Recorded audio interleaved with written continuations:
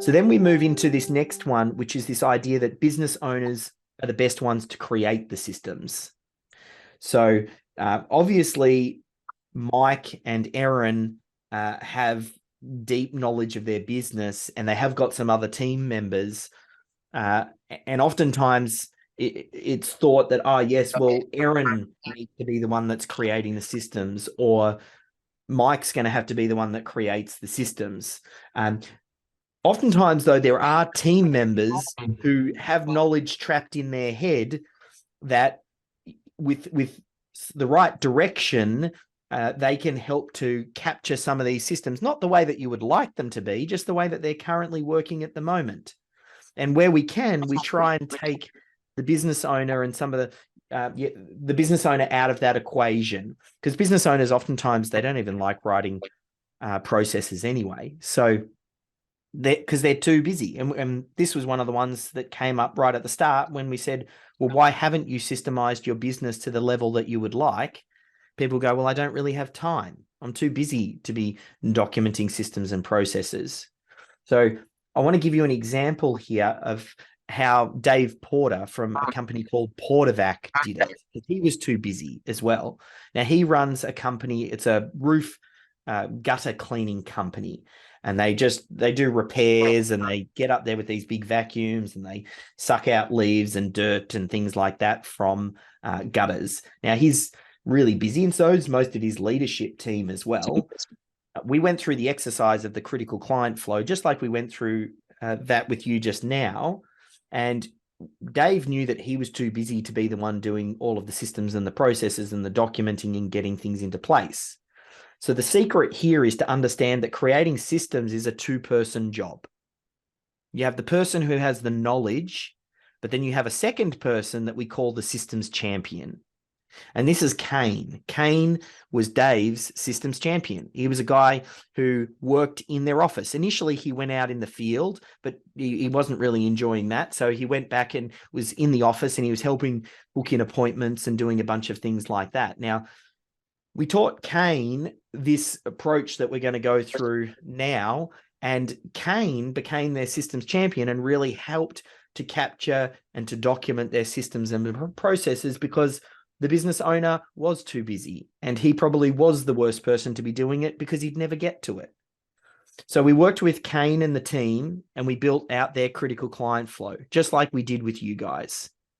Then we started capturing what's currently working. So Kane put a little GoPro on, and he went out in the field, and he followed one of the best people in one of the trucks for the day.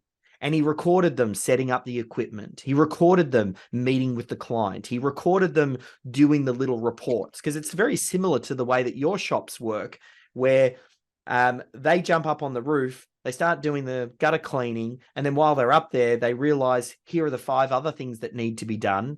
And then they create a roof maintenance report that they send across to the client, and then they get approval on, do you want us to go ahead and fix these other things while we're up here? So, but Kane recorded all of this on his GoPro, and that became version 1 of their systems.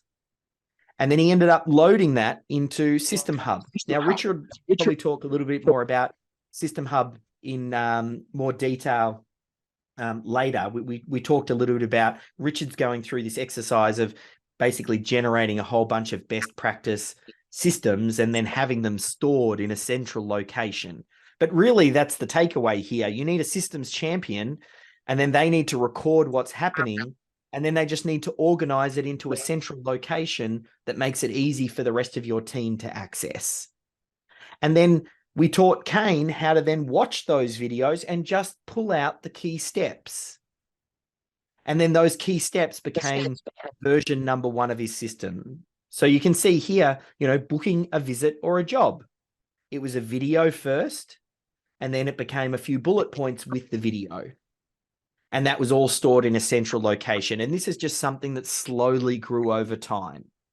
The first systems were pretty average, but each time that they revisited it, each time a new team member came on board, each time that someone else tried the task or they got a backup person to do it, the systems just kept on improving. And the real key here, the secret, and what you need to think about is who's your systems champion going to be? You want someone who likes systems or is detail oriented. Maybe they're a little bit curious. Maybe it's a junior person in your company. Maybe it's a new apprentice that you hire and you say, hey, I've got this little project here. It'll be a great way for you to learn. And I want you to basically document and capture what it is that you're learning as you go.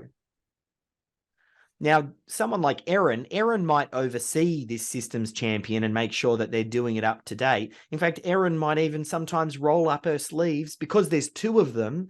She can roll up her sleeves and create some of these systems. But Erin's probably also really busy as well.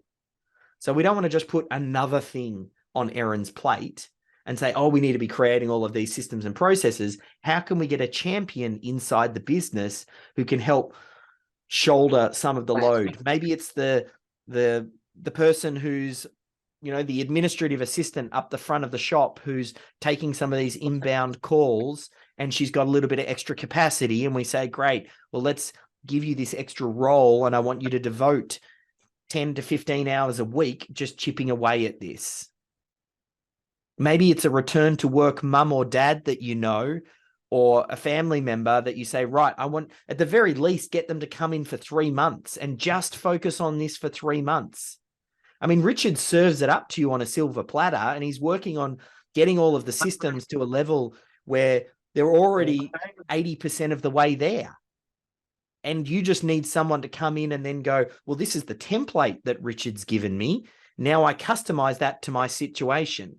Like, Richard's already mapped out the 7 main elements of customer workflow: phone calls, client intake, vehicle inspection, vehicle repair, vehicle rebooking, invoicing. Like, he's already got this all done.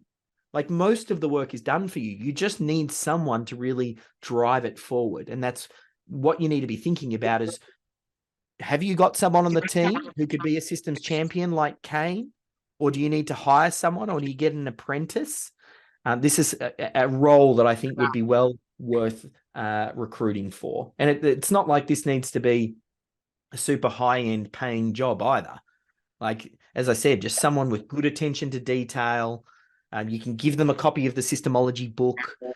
Richard's recording this, so share the recording with them and say, watch this. This is what I want to do here at our business.